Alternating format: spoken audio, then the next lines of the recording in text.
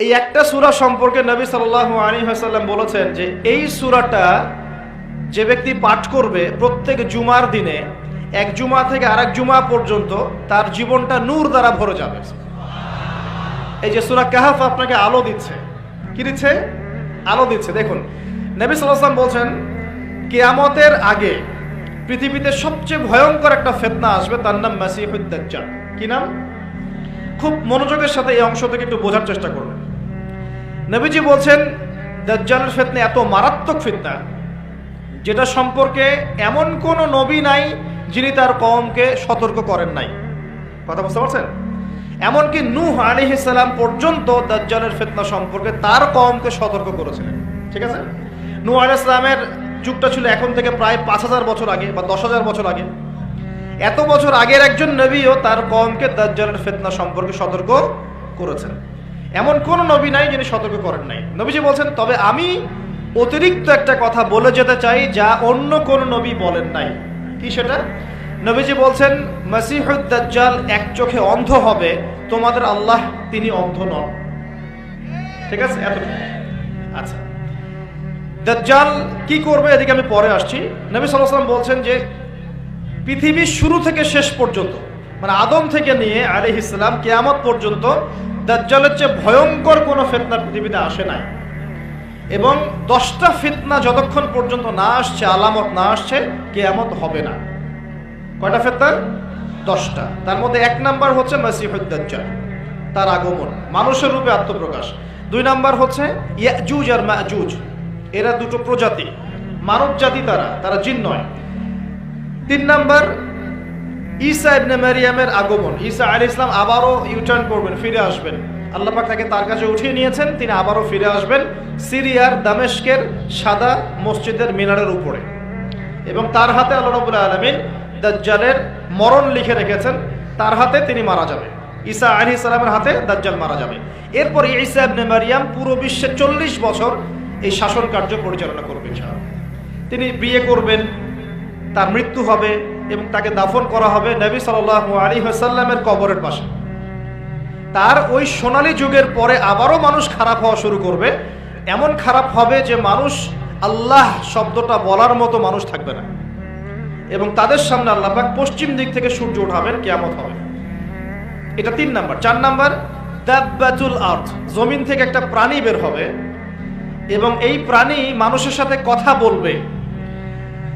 আমরা যারা এখন সায়েন্সকে ইলাহ বানিয়েছি, আমরা এখন বিশ্বাস করতে চাই না এগুলা, কিন্তু এই কথাটাই আমি যেটা বললাম, এই কথাটা হুবাহু যদি নাসা বলে, নাসা, তাহলে আগামীকাল বিশ্ববাসী বিশ্বাস করবে। আমরা শিক্ষা ক্ষেত্রে এভাবে শিখ করছি। আল্লাহ এবং তার রাসূলের কথা যখন আসছে আমরা যুক্তি খুঁজি, প্রমাণ খুঁজি, বিজ্ঞান খুঁজি, দর্শন খুঁজি, কিন্তু দেখবেন অন্যরা যখন আমাদেরকে জ্ঞান দিচ্ছে আমরা কিন্তু এত কিছু খুঁজতে যাচ্ছি না। তারা আমাদেরকে শেখাচ্ছে যে পরীক্ষা নিরীক্ষা পর্যবেক্ষণ ছাড়া জ্ঞান নেওয়া যাবে না। এই কারণে ফেরেশতা দেখা যায় না, বিশ্বাস করে না। জিন দেখা যায় না, বিশ্বাস করে না। রূহ বা আত্মাও দেখা যায় না, বিশ্বাস করছে না। আল্লাহ দেখা যায় না, বিশ্বাস করে না। তো আনসিন ওয়ার্ল্ডকে তারা বিশ্বাস করতে চায় না। কিন্তু আপনার রিলিজিয়ন ইসলামের বেইজ হচ্ছে গায়েব, অদৃশ্য। দলিল দিচ্ছি আমি, আল্লাহ পাক বলছেন আলিফ লাম মিম যালিকাল কিতাব লা রাইবা ফি, এটা এমন একটা কিতাব যে কিতাবে কোনো সন্দেহ নাই। ঠিক আছে? হুদাল লিল মুত্তাকিন, এই কিতাবটা হচ্ছে মুত্তাকিদের জন্য হেদায়েত। কাদের জন্য? মুত্তাকিন। মুত্তাকি কারা? আল্লাযীনা ইউমিনুনা বিল গায়বি, যারা গায়েবে বিশ্বাস করে, অদৃশ্যে বিশ্বাস করে, আনসিন ওয়ার্ল্ডে বিশ্বাস করে, তারা মুত্তাকি। এখনকার ফিলোসফি বলছে যে আনসিন ওয়ার্ল্ডে বিশ্বাস করা যাবে না, পরীক্ষা নিরীক্ষা পর্যবেক্ষণ ছাড়া জ্ঞান নেওয়া যাবে না। তাহলে ইমানের 6 পিলার, আল্লাহ, 2 নাম্বার ফেরেশতাগণ, আসমানি কিতাব সমূহ, নবী রাসূলগণ, পরকাল, পরকাল মানে কবর, কবরের আযাব, জান্নাত, জাহান্নাম, মিজান, পুলসিরাত, তাকদীর, ভাগ্যের ভালো মন্দ, এগুলোকে কি আপনি ল্যাবে প্রমাণ করতে পারবেন? তাহলে কি বিশ্বাস করবেন না? তাহলে যে জ্ঞানতাত্ত্বিক দর্শনে আমরা একটা শিরক করছি না?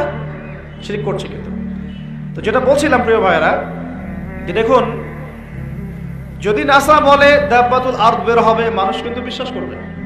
এখন আমরা বলছি মানুষ বিশ্বাস করছে না, শুধু বেরই হবে না, সে মানুষের সাথে কথাবার্তা বলবে।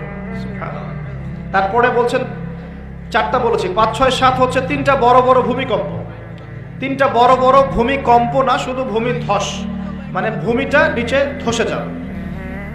একটা পৃথিবীর পূর্ব দিকে, দ্বিতীয়টা পৃথিবীর পশ্চিম দিকে, আর তৃতীয়টা হচ্ছে পৃথিবীর মাঝখানে।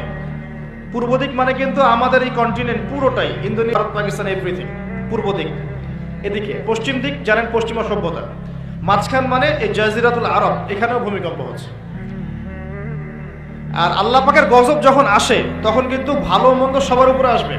একটা দলিল দিয়ে দেই, জাইনাব বিনতে জাহাশ রাদিয়াল্লাহু আনহা, নবী সাল্লাল্লাহু আলাইহি ওয়াসাল্লামের স্ত্রী, তিনি আছেন, নবী সাল্লাল্লাহু আলাইহি ওয়াসাল্লাম ঘুমাচ্ছেন। হঠাৎ তিনি ঘুম থেকে উঠলেন এবং খুব আতঙ্কিত একটা অবস্থায় উঠেই বলছেন, লা ইলাহা ইল্লাল্লাহ, লা ইলাহা ইল্লাল্লাহ, ওয়াইলুল লিল আরব, আরবদের জন্য ধ্বংস, আরবদের জন্য ধ্বংস, মিন শাররি ক্বাদ ইকতারাব, কি ভয়াবহ ফিতনা ধেয়ে আসছে ওদের দিকে।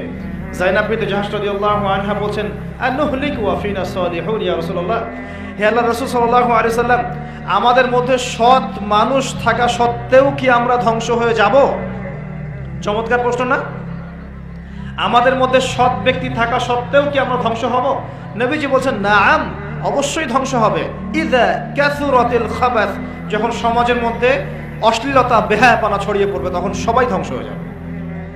আল্লাহ পাকের গজব আসলে ভালো মন্দ সবার উপরই আসবে, জালেমদের উপর খাস করে আসবে না। আচ্ছা, ভূমিকম্পের পর কি ইয়েমেন থেকে আগুন বের হবে। নবীজি ইয়েমেন থেকে আগুন বের হবে এবং আগুনটা কিয়ামতের মাঠের দিকে মানুষকে তাড়িয়ে নিয়ে যাবে।